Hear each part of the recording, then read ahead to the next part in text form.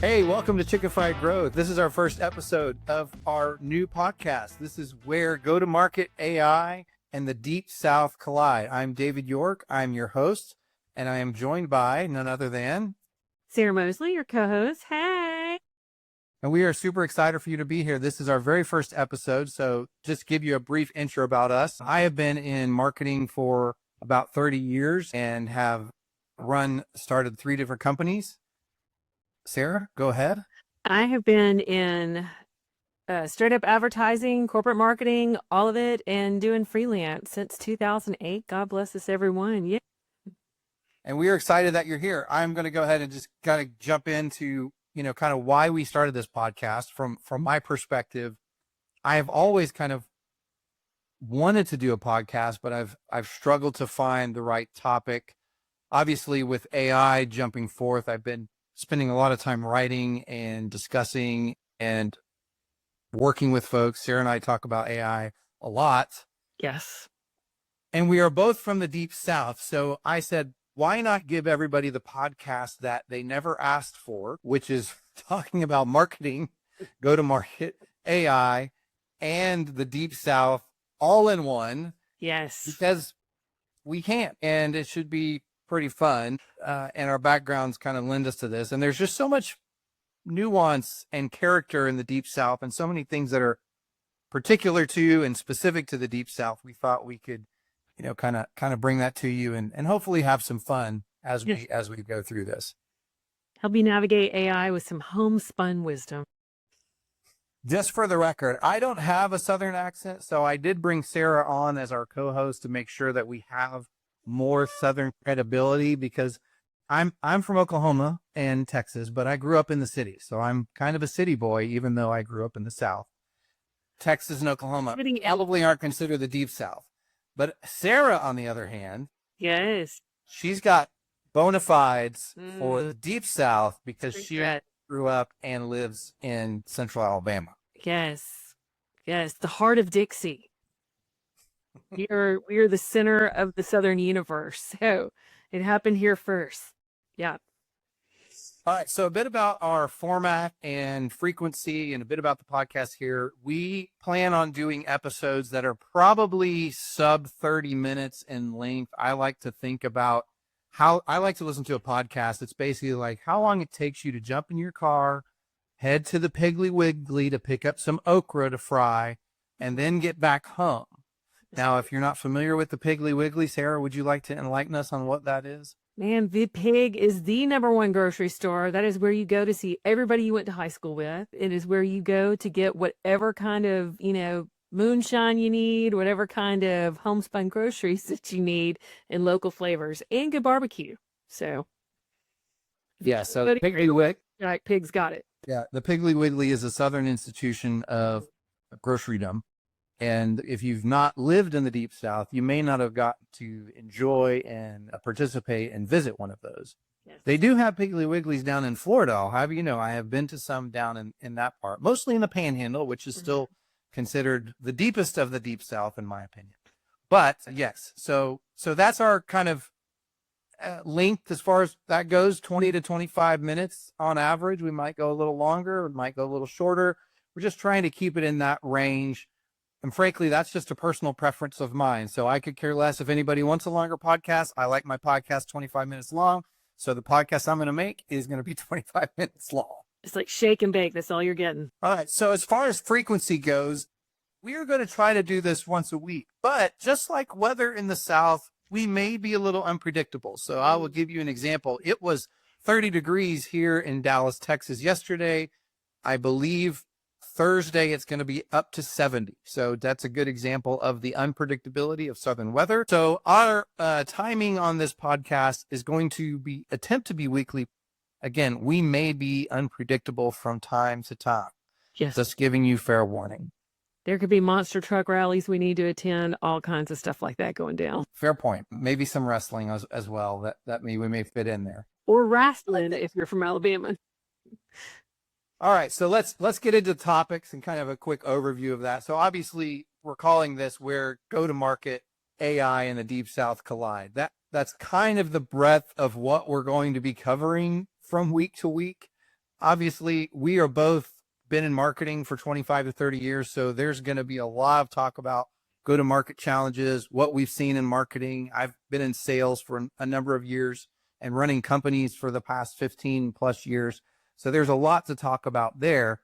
And then, of course, if we're not talking about AI, are we even talking about anything? Because if you've been in the world of marketing or in the world of business, you know that that is a serious topic.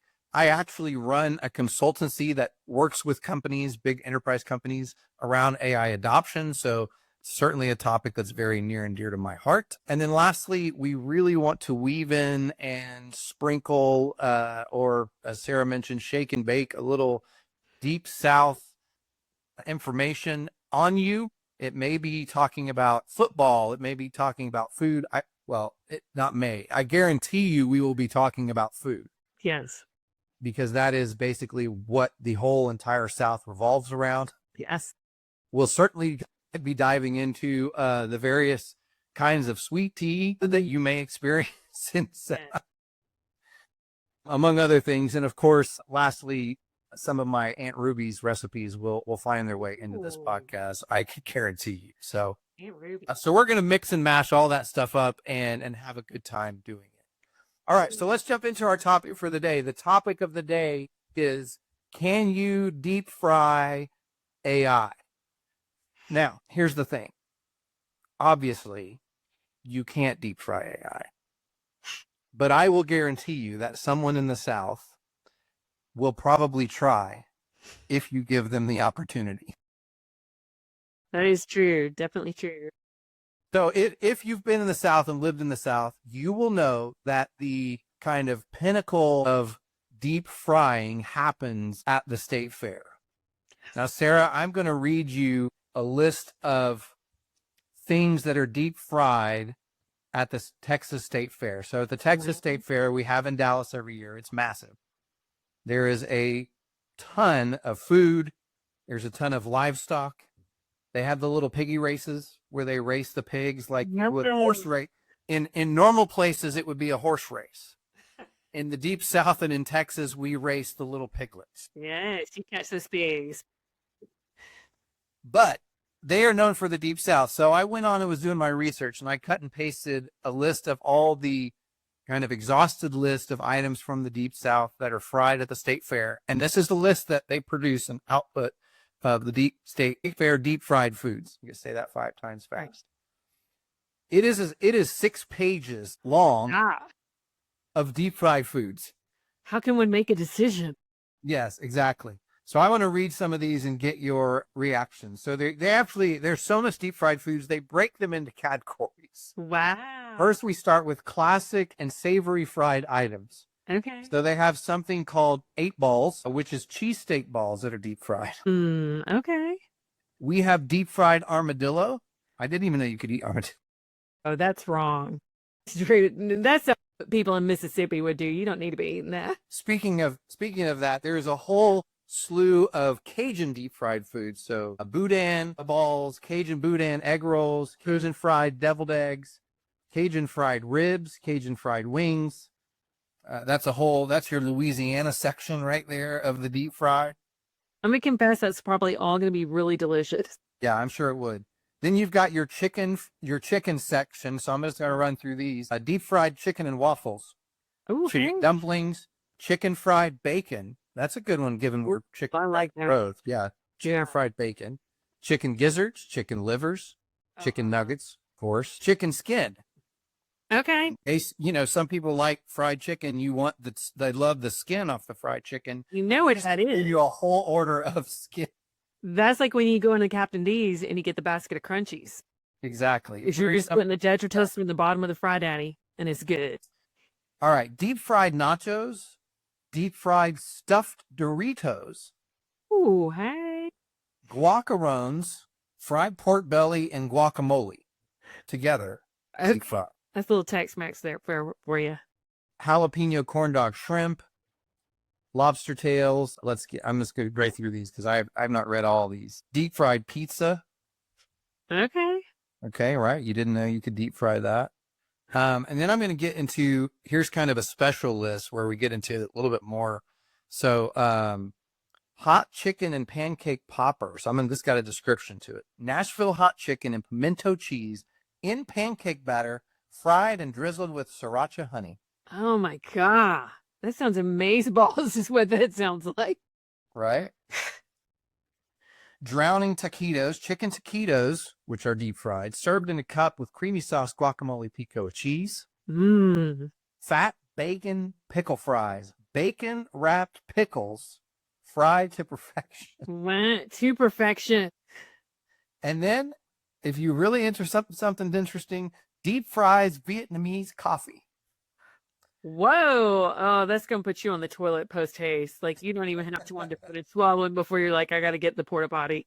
So I've seen this before when I've been there, and this is the question that everyone always asks is like, how do you deep fry Vietnamese coffee? So what they do is they take like, something that you would think is kind of covered in batter, Right. so a small little bread type structure, and then inject it with the coffee or whatever substance you want. Think of it as like a donut hole with a coffee filling type of a thing. Right. And then they deep fry it. Well, a donut is deep fried. So it's basically like that. It's like a deep fried with that injected in Vietnamese coffee injected into the middle of it. So there's science involved. Yeah. Well, I don't know if we could technically call that science, but yeah. All right. So now let's get to the fried sweet treats and desserts. We are in the second category. This is the sweet stuff. This is what you normally think when you think of fried. This is my favorite category. Yeah. So deep fried cookie dough. Deep fried Oreos, deep fried ice cream, which most people have had fried ice cream at some point. Key lime pie bombs. Ooh. So you do something with key lime pie, you throw it, cover it in batter, and you deep fry that thing. It's the bomb. All right. Deep fried s'mores. Oh, yes, please. The Texas Sugar Rush pickles, which is a sweet and tangy fried pickle creation. Wow. Candy bacon on a stick. Yes. The world's been waiting for that. You know that's got to be good. Here's a special one. Strawberry Pop-Tart beignetful. A mashup of Pop-Tarts, beignets, and waffles. We're going to need a doctor on the scene. I was going to say, do you get a little side of Wegovy to chase it with to block all that sugar intake? Fried matcha. So mochi ice cream or milk bread with matcha cream served fried. Caramel macchiato fritters. And then, of course, my personal favorite, the deep fried oatmeal cream pie.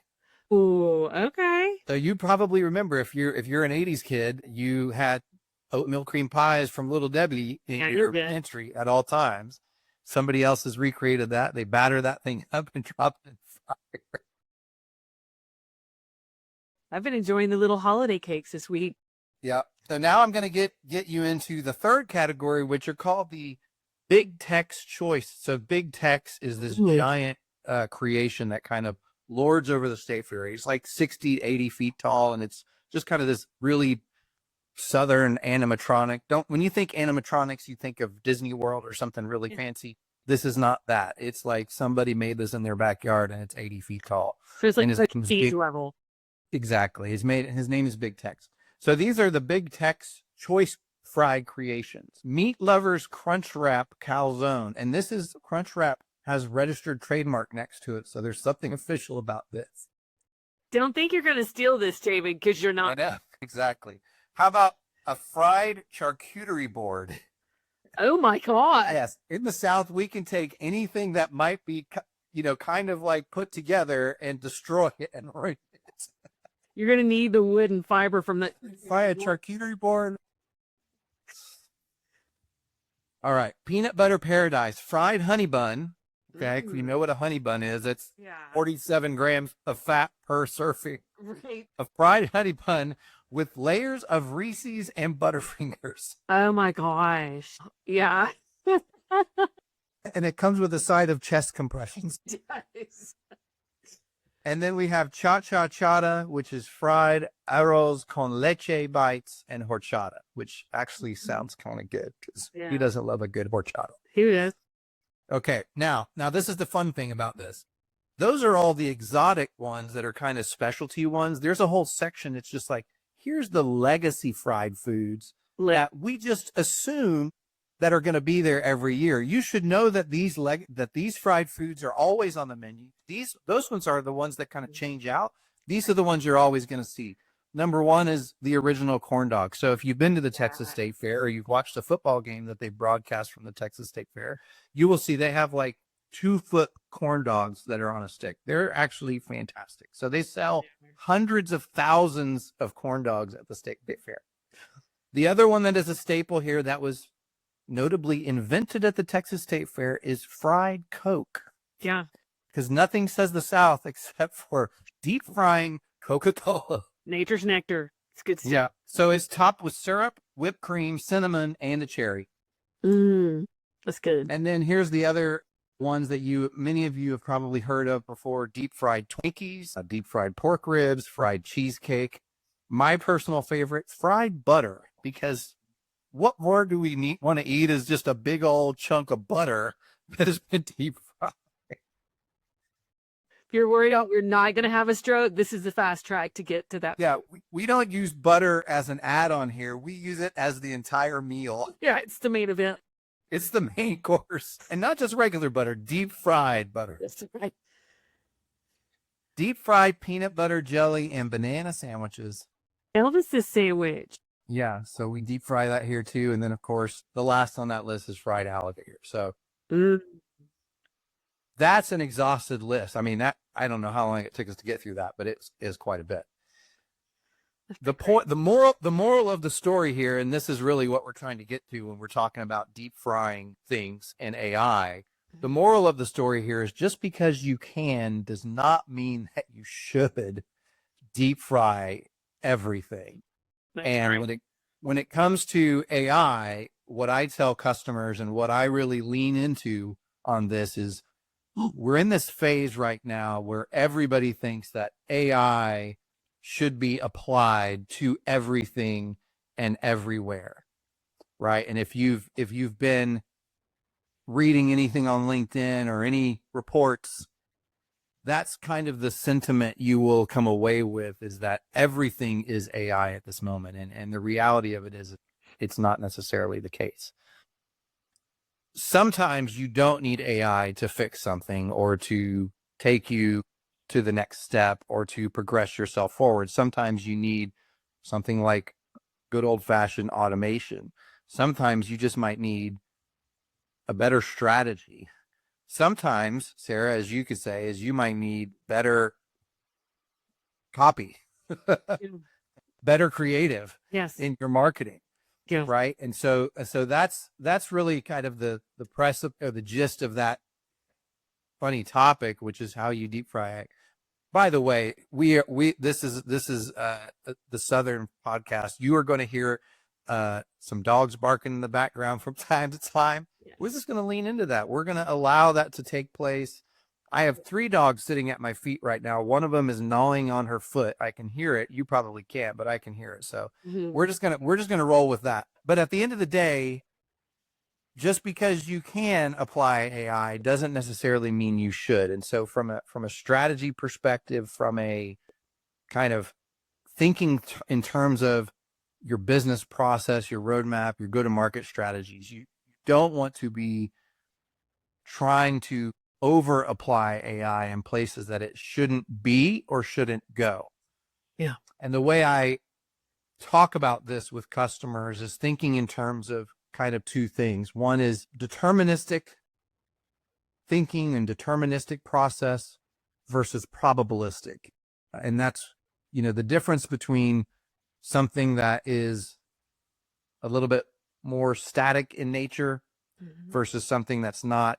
Sarah, you're the copywriter with the better vocabulary than I am, so you could probably give us the proper definition of deterministic versus probabilistic. So deterministic, you're going to get the same outcome every time. You're going to 1 and 1 are always going to equal 2. They're never going to equal 3. They're not doing any new math here. So, and then probabilistic, is you're opening up the realm of probability. You're saying, I need this to be a little bit more creative. I need it to be more flexible. I'm looking for patterns that I can then make predictions using. So that's what I think I want to think of probabilistic. Yeah. And if you think about how all the large language models are constructed today, they are exclusively probabilistic in nature. Yes. Right. They were built, and the training data they were built on basically helps them predict what is the next best word, phrase, thing that should be entered in. So it's literally doing mathematical kind of calculations, probability calculations to output that content, to output that article or that social media post or whatever it is. It's all probabilities. The whole thing is built on that. Right. We're going to get an outcome twice. Exactly, because that probability may slightly differ from experience to experience. Because when it puts word 1 in that phrase, the probabilities of what should be word 2 are going to be slightly different from each time you kind of engage with it. Whereas deterministic is, to Sarah's point, I want the same outcome every time. I want to know that when I put this in, it's always this thing is going to come out, right? So in other words, a good example would be like lead routing. If I have leads coming in that have this particular country in them, I know that they are going to be routed to this particular person or sales rep or this particular set of people in my organization. That's deterministic, where the probabilistic side of it would be like, well, we don't know who should get this lead, but based on these characteristics, it could go here or here or here. That's a bit more of a probabilistic angle. And that's actually a good example of how you can merge the two, where you could say, hey, I don't need AI here, but I might need it here. Right. In the same example or the same process, where I could say, okay, well, our lead routing from a business perspective is probably 90% the same, right? It's 90% deterministic. But maybe there's a subset or some category of lead that comes in that right now it's going into somebody's inbox to review manually. And it's taking them to have to go through that and look at the person. And maybe it's based on what they asked for in the comments section or that type of thing. And then you have to kind of calculate that and make a probabilistic determination. That's where a lot of humans kind of are coming into this. And I think that's an area where you could say, okay, well, the front end of that is a deterministic workflow. The back end of that is not. It's actually more probabilistic. And that's a great example where a business or a go-to-market team can utilize AI at the last mile or the last step of that process to optimize it, right? To automate something that you couldn't have previously automated with just deterministic type of capabilities. Good. All right. Well, I think we are up on time for today. I think we've rolled along for our allotted time. We are going to Okra, you're ready to go home. Yeah, exactly. Yeah, you're already getting out of the car, and you have to listen to us for that last second. All right, so we are going to just a couple reminders. So there is going to be a Meet the Hosts episode where we talk about our Southern bona fides a little bit more. Yeah. Maybe a little bit more of our business experience and background. Get into that a little bit deeper, and then next week, theoretically in about a week. How about we just say in about a week? We're going to jump into our next episode, and that topic is going to really be about the cult of SEC football and the power of community marketing. And here's something you should know. So I live in Texas, but I was raised in Oklahoma, which means I am a Crimson and Cream diehard Oklahoma Sooner. As I mentioned, Sarah lives in Alabama, and so we have a very important football game coming up at the time of this recording. Alabama and Oklahoma are meeting each other in 3 days in the college football playoff. So we're going to jump in and talk about SEC football, and we're going to talk about community and the power of community marketing. So Yes. Thanks for joining us, Sarah. As always, thank you. Yes. And we will see you in about a week. Thanks, everybody.